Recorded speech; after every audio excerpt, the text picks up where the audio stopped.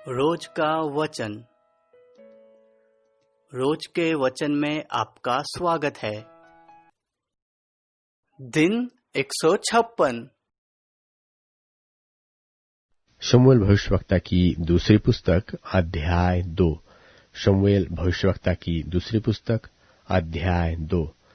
दाऊद का मंदिर बनवाने की इच्छा करना और यहोवा का दाऊद के वंश में सनातन राज्य स्थिर करने का वचन देना।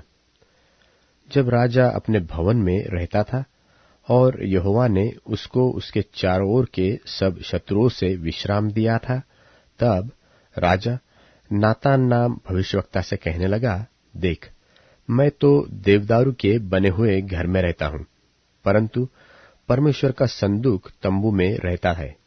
नातान ने राजा से कहा, जो कुछ तेरे मन में हो उसे कर, क्योंकि यहोवा तेरे संग है। उसी दिन रात को यहोवा का यह वचन नातान के पास पहुंचा कि जाकर मेरे दास दाऊद से कह, यहोवा यो कहता है कि क्या तू मेरे निवास के लिए घर बनवाएगा? जिस दिन से मैं इस्राएलियों को मिस्र से निकाल लाया, आज के दिन तक मैं कभी घर में नहीं रहा, तंबू के निवास में आया जाया करता हूं। जहां जहां मैं समस्त इस्राएलियों के बीच फिरता रहा, क्या मैंने कहीं इस्राएल के किसी गोत्र से, जिसे मैंने अपनी प्रजा इस्राएल की चरवाही करने को ठहराया हो, ऐसी बात कभी कही कि तुमने मेरे लिए देवदारू का घर क्यों नहीं बनवाया? इसलिए अब तू मेरे दास दाऊद से ऐसा कह कि सेनाओं का यहोवा यो कहता है कि मैंने तो तुझे भेड़शाला से और भेड़ बकरियों के पीछे पीछे फिरने से इस मनसा से बुला लिया है कि तू मेरी प्रजा इस्राएल का प्रधान हो जाए, और जहां कहीं तू आया गया वहां वहां मैं तेरे संग रहा और तेरे समस्त शत्रुओं को तेरे सामने से नाश किया है। फिर मैं तेरे नाम को पृथ्वी पर के बड़े बड़े लोगों के नामों के समान महान कर दूंगा, और मैं अपनी प्रजा इस्राएल के लिए एक स्थान ठहराऊंगा और उसको स्थिर करूंगा कि वह अपने ही स्थान में बसी रहेगी और कभी चलायमान न होगी, और कुटिल लोग उसे फिर दुख न देने पाएंगे, जैसे कि पहले दिनों में करते थे, वरन उस समय से भी जब मैं अपनी प्रजा इस्राएल के ऊपर न्यायी ठहराता था। और मैं तुझे तेरे समस्त शत्रुओं से आराम दूंगा, विश्राम दूंगा। और यहोवा तुझे यह भी बताता है कि यहोवा तेरा घर बनाए रखेगा। जब तेरी आयु पूरी हो जाएगी और तू अपने पुरखाओं के संग सो जाएगा, तब मैं तेरे निज वंश को तेरे पीछे खड़ा करके उसके राज्य को स्थिर करूंगा। मेरे नाम का घर वही बनवाएगा और मैं उसकी राजगद्दी को सदैव स्थिर रखूंगा। मैं उसका पिता ठहरूंगा और वह मेरा पुत्र ठहरेगा।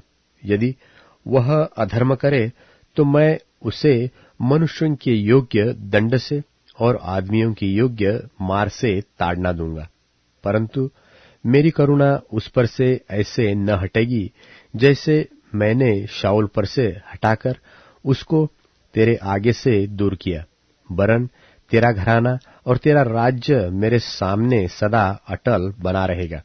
तेरी गद्दी सदैव बनी रहेगी। इन सब बातों को और इस दर्शन के अनुसार नातान ने दाऊद को समझा दिया। तब दाऊद राजा भीतर जाकर यहोवा के सन्मुख बैठा और कहने लगा, हे प्रभु यहोवा, क्या कहूं, और मेरा घराना क्या है कि तूने मुझे यहां तक पहुंचा दिया है? तो भी हे प्रभु यहोवा, यह तेरी दृष्टि में छोटी सी बात हुई, क्योंकि तूने अपने दास के घराने के विषय आगे के बहुत दिनों तक की चर्चा की है। और हे प्रभु यहोवा, यह तो मनुष्य का नियम है। दाऊद तुझसे और क्या कह सकता है? हे प्रभु यहोवा, तू तो अपने दास को जानता है।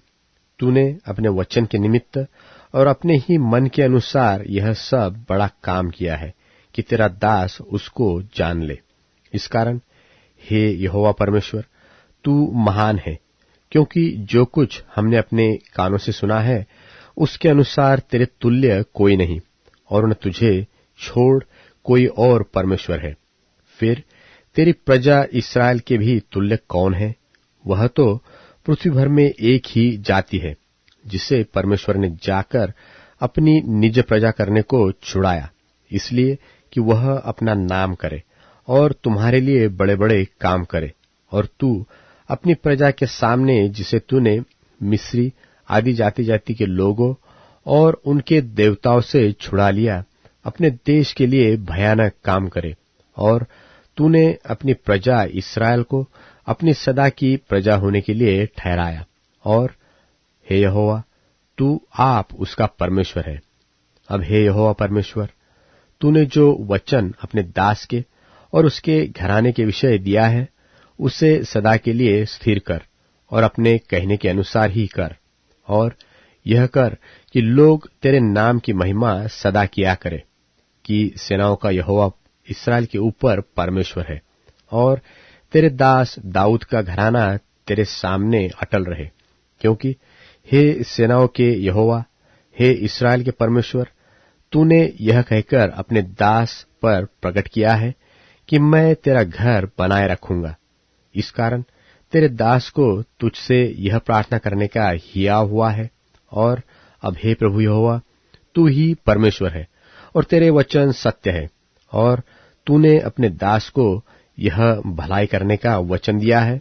तो अब प्रसन्न होकर अपने दास के घराने पर ऐसी आशीष दे कि वह तेरे सन्मुख सदैव बना रहे, क्योंकि हे प्रभु यहोवा, तूने ऐसा ही कहा है, और तेरे दास का घराना तुझसे आशीष पाकर सदैव धन्य रहे।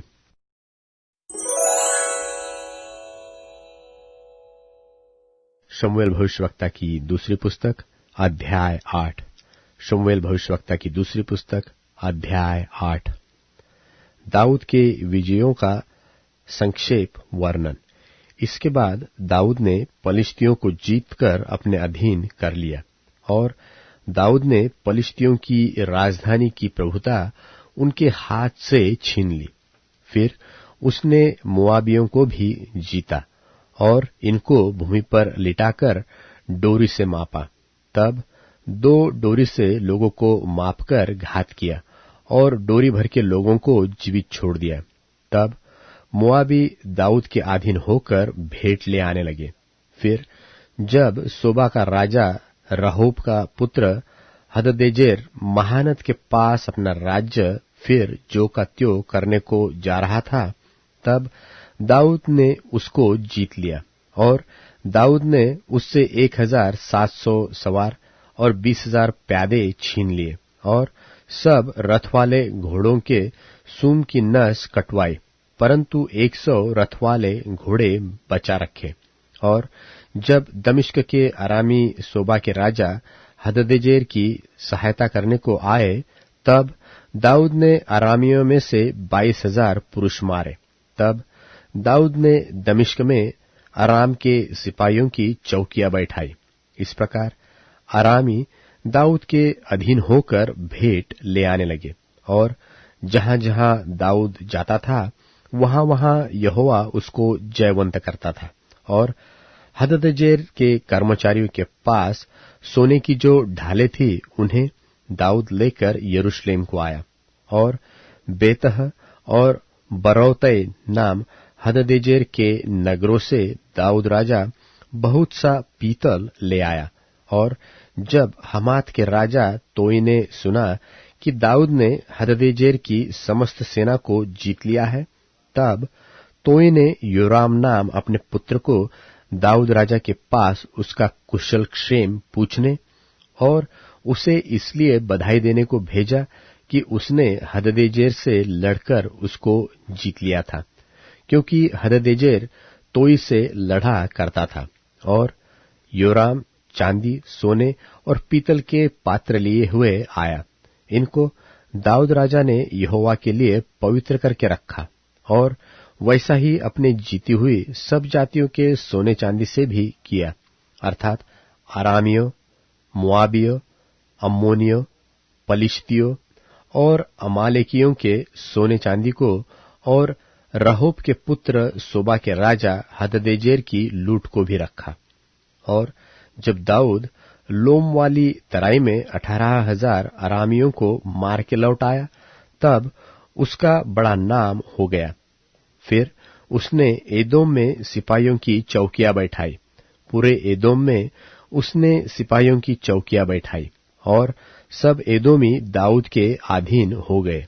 और दाऊद जहां जहां जाता था, वहां वहां यहोवा उसको जयवंत करता था। दाऊद के कर्मचारियों की नामावली। दाऊद तो समस्त इस्राएल पर राज्य करता था, और दाऊद अपनी समस्त प्रजा के साथ न्याय और धर्म के काम करता था। और प्रधान सेनापति सरूयाह का पुत्र योआब था। इतिहास का लिखने वाला अहीलूद का पुत्र यहोशापात था। प्रधान याजक अहीतूब का पुत्र सादोक और एब्यातार का पुत्र अहीमलेक थे। मंत्री सरायाह था। करेतियों और पलेतियों का प्रधान यहोयादा का पुत्र बनायाह था, और दाऊद के पुत्र भी मंत्री थे।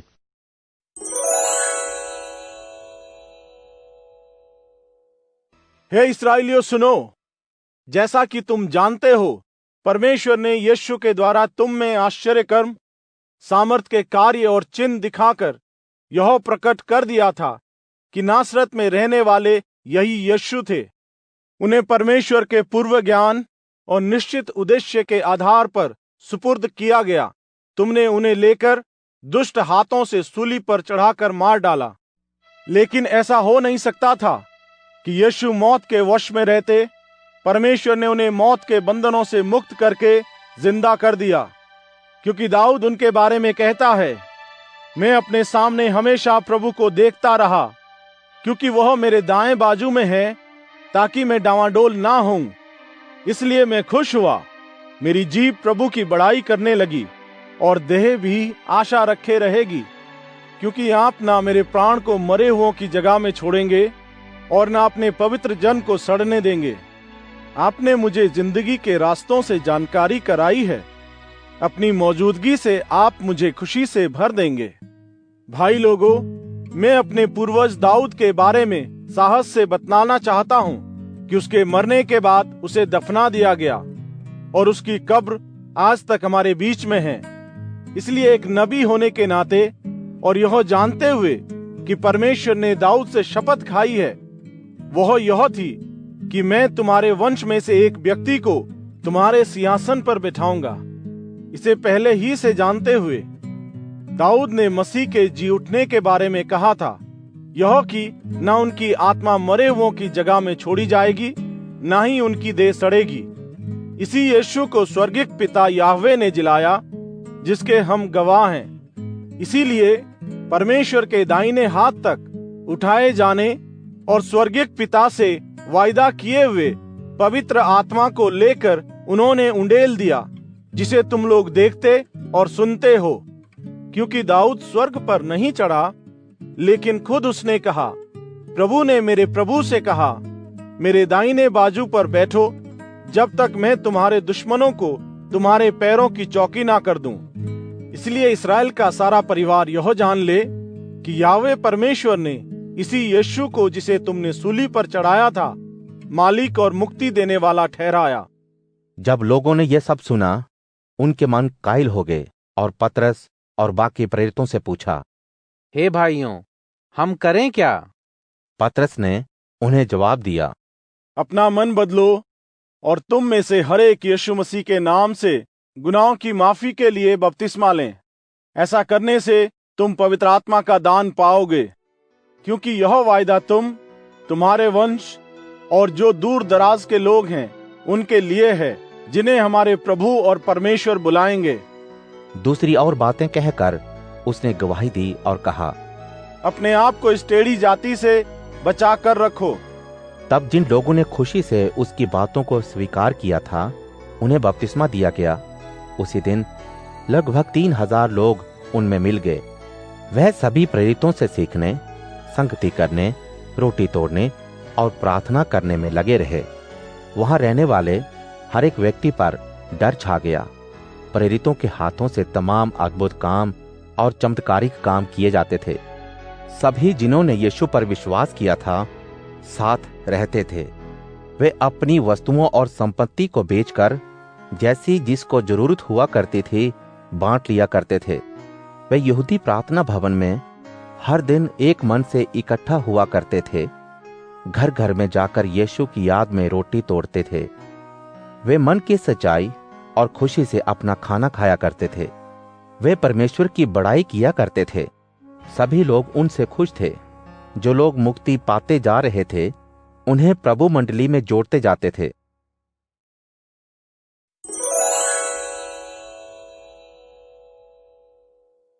सच्चा साक्षी झूठ नहीं बोलता, किंतु झूठे गवाह के मुंह से केवल झूठ ही निकलता है। हर बात को हंसी में उड़ाने वाला व्यक्ति व्यर्थ ही ज्ञान की तलाश करता है, पर समझदार मनुष्य के लिए ज्ञान सहज ही प्राप्त हो जाता है।